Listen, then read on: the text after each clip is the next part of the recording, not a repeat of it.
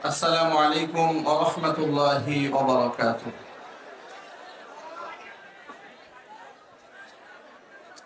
حامدا ومصليا ومسلما أما بعد فأعوذ بالله من الشيطان الرجيم. بسم الله الرحمن الرحيم. واعتصموا بحبل الله جميعا صدق الله العلي العظيم.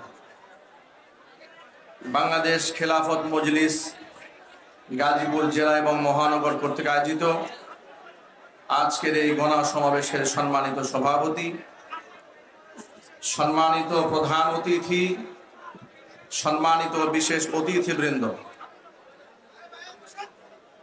আজকে বাংলাদেশ দ্বিতীয়বারের মতো স্বাধীন হওয়ার পরে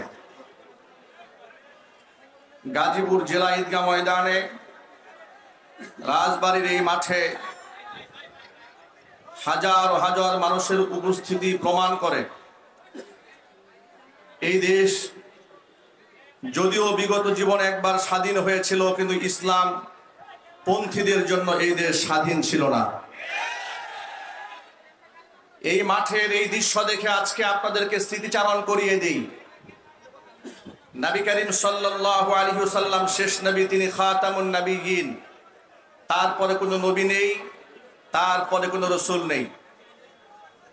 পৃথিবীর সকল মুসলিম, হোক সে সুন্নি, ওয়াহাবি, মাযহাবি, লা মাযহাবি, সকলেই এই ব্যাপারে একমত কাফের ছাড়া নবী করিম সাল্লাল্লাহু আলাইহি সাল্লাম শেষ নবী। খাতমে নবুওয়াতের সেই আন্দোলনকে বাংলাদেশে প্রতিষ্ঠা করার লক্ষ্যে গাজীপুর জেলা এবং মহানগরের দায়িত্বশীল সর্বস্তরের উলামারা সিদ্ধান্ত কল্পে এই সেই রাজবাড়ির মাঠ, যে মাঠে তারা প্রোগ্রাম করতে চেয়েছিলেন, স্বৈরাচারীর আমলে নবী করিম সাল্লাল্লাহু আলাইহি সাল্লামের সম্মান রক্ষায় উলামাদেরকে সেই প্রোগ্রাম করতে দেওয়া হয় নাই। চান্দনা চৌরাস্তার মাঠে বাধ্যতামূলক উলামায়ে কেরাম সে প্রোগ্রাম আঞ্জাম দিয়েছিলেন। আমি আমার ভাষায় বলি, স্বৈরাচারী শেখ হাসিনা শুধুমাত্র স্বৈরাচারী আর জালেম ছিলেন না, তিনি প্রচন্ড আকারে ইসলাম বিদ্বেষী ছিলেন। তিনি ৯০-এর দশকে ক্ষমতায় এসে ৯৬-তে ইসলাম বিদ্বেষ প্রকাশ করেছিলেন কুকুরের মাথায় টুপি দিয়ে। শেখুল হাদিস আল্লামা আজিজুল হক রহমাতুল্লাহি আলাইহিকে কারাগারে বন্দী করেছিলেন। মুফতি আমিনী রহমাতুল্লাহি আলাইহিকে কারাগারে বন্দী করে রিমান্ডে নিয়ে টর্চার করে ক্ষত বিক্ষত করেছিলেন।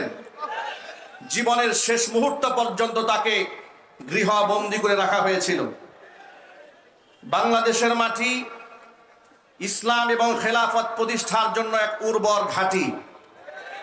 তার বড় প্রমাণ হচ্ছে, ডান বাম সামনে পেছনে তাকিয়ে দেখুন, বিগত জীবনে যারা রাজনীতির মাঠে বড় বড় কথা বলেছেন, দেশ এবং জনগণের স্বার্থে কথা বলেছেন বলে বড় বড় বক্তব্য দিয়েছেন, লুটপাট, দুর্নীতি, খুন, গুম, রাহাজানি করে এমন এক অন্যায়ের স্বর্গরাজ্যে তারা পরিণত করেছিলেন। অবস্থা এমন হয়েছে, ক্ষমতা চলে যাওয়ার পরে অবস্থা এমন হয়েছে, আমি ওই দলের নেতা কিংবা কর্মী পরিচয় দেওয়ার সাহস কারো ছিল না। এই দেশ ইসলাম পন্থীদের জন্য উর্বর ভূমি। তার বড় প্রমাণ হচ্ছে, বিগত জীবনে যারা এই মাঠে রাজনীতির প্রোগ্রাম করেছেন, এমন গণজমায়েত করতে গেলে লাখ লাখ কোটি কোটি টাকা খরচ করেও এর তারা 50 ভাগের 1 ভাগ লোক জমা করতে পারে নাই। ভাড়াটিয়া, কুলি মজুর, ঠেলাওয়ালা, দিন মজুর কিংবা রাস্তায় টুকা এবং সন্ত্রাস গুন্ডা বাহিনী দিয়ে রাজপথে মিছিল করিয়ে নিজেদের জনপ্রিয়তা প্রমাণ করার চেষ্টা করানো হয়েছে। বাংলাদেশ ইসলামের জন্য উর্বর ভূমি। তার বড় প্রমাণ হচ্ছে, আজকে রাজবাড়ির এই মাঠে গাজীপুর জেলা এবং পার্শ্ববর্তী এলাকার টুকাই লোকেরা কিংবা সন্ত্রাস গুন্ডা চান্দাবাজ লোকেরা আসে নাই। জেলার শ্রেষ্ঠ সন্তান উলামারা বিনা টাকা খরচ করে, বরং নিজের পকেটে টাকা খরচ করে প্রমাণ করে দিয়েছে এ মাটি ইসলামের জন্য উর্বর ঘাঁটি।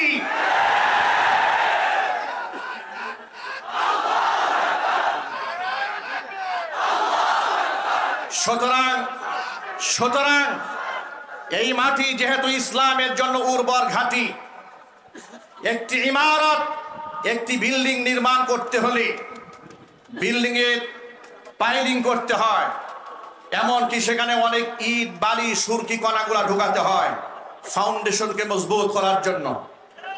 এই দেশে ইসলামের খেলাফত, দ্বীনের ঝান্ডা, দ্বীনের পতাকা এই মাটিতে উড্ডীন করার জন্য বিগত জীবনে এদেশের উলামা ইকরাম রক্ত দিয়েছেন 90-এ, রক্ত দিয়েছেন 5ই মে, রক্ত দিয়েছেন 5ই আগস্টে, শাপলা চত্বরে এদেশের উলামারা রক্তের বন্যা বইয়ে দিয়েছিলেন আল্লাহর নবী সাল্লাল্লাহু আলাইহি ওয়াসাল্লামের সম্ভ্রম রক্ষা করার আন্দোলনে।